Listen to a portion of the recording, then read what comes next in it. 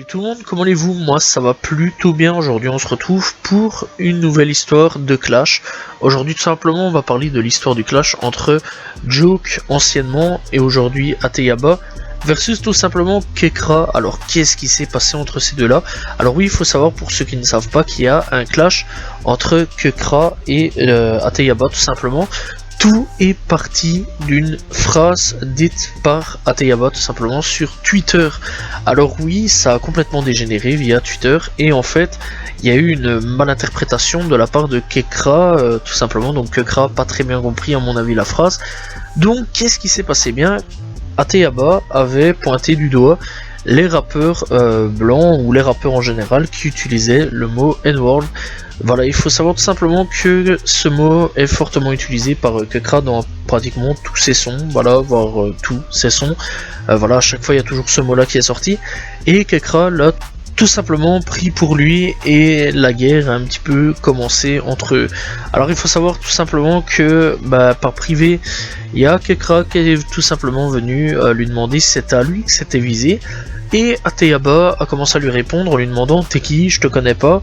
Donc voilà, et après il lui a dit que c'était un Yankee, etc. Donc voilà, ça a un petit peu commencé en privé. Bref, après tout ça, donc ils ont continué en dehors du privé, puisque ça s'est passé devant les yeux de tout le monde, où pas mal de gens ont pu voir tout simplement le début de Clash. Il faut savoir que quelques mois après, Red Bull, tout simplement sur Paris, dans le 3e arrondissement, si je me trompe pas, eh bien avait organisé un concert là-bas, donc voilà, où plusieurs rappeurs se donnaient rendez-vous, et malheureusement, il y avait ce fameux rendez-vous, Kekra et Ateyaba, et clairement, ça n'a pas très bien été au niveau de ces deux-là, puisqu'il y a eu une bagarre. Bref, donc il faut savoir que Ateyaba a vu tout simplement l'équipe de Kekra.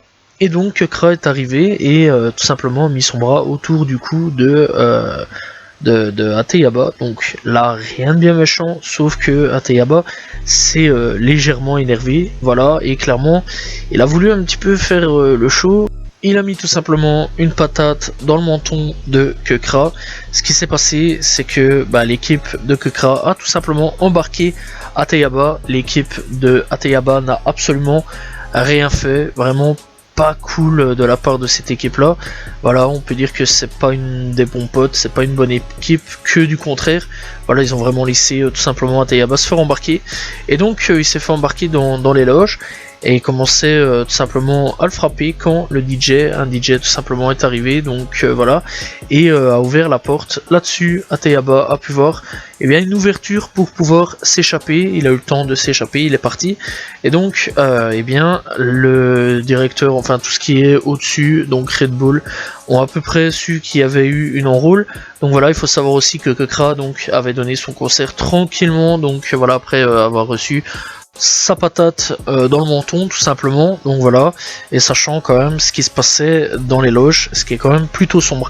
Bref, donc je le rappelle, l'équipe de Red Bull a été mis au courant, à mon avis, c'est même sûr et certain, puisque le lendemain, il faut savoir que Red Bull ont proposé une rencontre de paix, on va dire, voilà, de serrage de main pour qu'il soit bien tranquille, qu'il n'y ait plus trop de bagarres entre Ateyaba et tout simplement Kekra, ce qui a été accepté de la part des deux, sauf que Joke a tout simplement voulu que Kekra enlève son masque, et Kekra n'a absolument pas voulu du tout enlever son masque, et clairement ça a tout simplement annulé tout simplement les chances de pouvoir avoir tout simplement une paix entre ces deux là, malheureusement, ce qui est plutôt assez dommage. Bref, donc après tout ça, Ateyaba est retourné de son côté, Kekra même chose, et il faut savoir que il y a eu pas mal de trucs après ça. Donc il faut savoir que Ateyaba a quand même discuté, a parlé tout simplement de ce qui s'était passé, avait dit tout simplement que à la base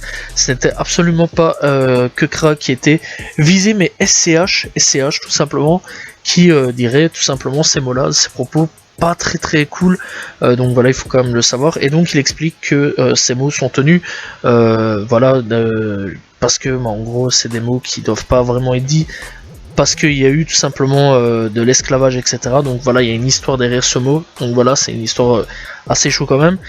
Et donc il explique que tout simplement c'est SCH qui était visé. Donc il dit, il y a quelques années, j'ai envoyé un tweet pour dire au rappeur qui était pas noir d'arrêter de dire tout simplement N-word. Je savais pas qu'il le disait, je l'écoute pas, je le trouve nul. C'est CH qui l'avait dit dans un titre, ça m'a dérangé. Et donc clairement il était dérangé face à ça.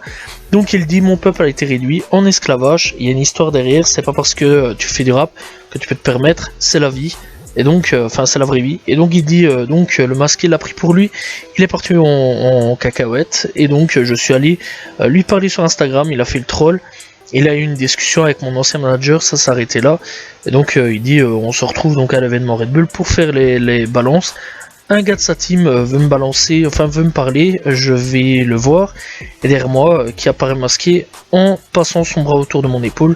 Kekra, je sais pas pourquoi la mise en scène, chacun son style, donc voilà, et il faut savoir tout ça.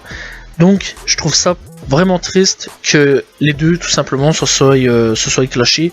Donc voilà, sachant quand même que ils ont quand même vraiment pas mal introduit des nouvelles choses en France, donc voilà, avec un gros style qui est vraiment à eux. Atayaba a quand même révolutionné tout simplement le rap. Il faut savoir que Kekra a repris d'ailleurs Atayaba, accusé à pointer du doigt en disant qu'il a eu plein d'enfants et les GT, mais en pointant clairement du doigt. Il faut savoir tout simplement aussi que le visage de Kekra a été révélé. Alors je vais pas le mettre, donc voilà, mais il y a clairement son visage sur internet assez facilement trouvé. Et donc il faut savoir que avec ce clash, il y a eu quand même deux teams depuis, la team Kekra et la team Atayaba, donc l'un comme l'autre se bat pour savoir qui est le meilleur. Donc voilà, alors il y a beaucoup de la team Kekra qui vise Kekra sur le fait que donc lui eh bien il s'est fait défoncer le menton, etc. Voilà, il y a vraiment pas mal de mecs qui disent que donc sans Atayaba eh bien Kekra n'existerait pas, etc., etc. Donc voilà, et du côté de Kekra eh bien c'est plutôt les mecs qui disent que Atayaba c'est un mec complètement inactif, voilà, qui n'a rien fait, que c'est un mec qui met des douilles à son public, etc.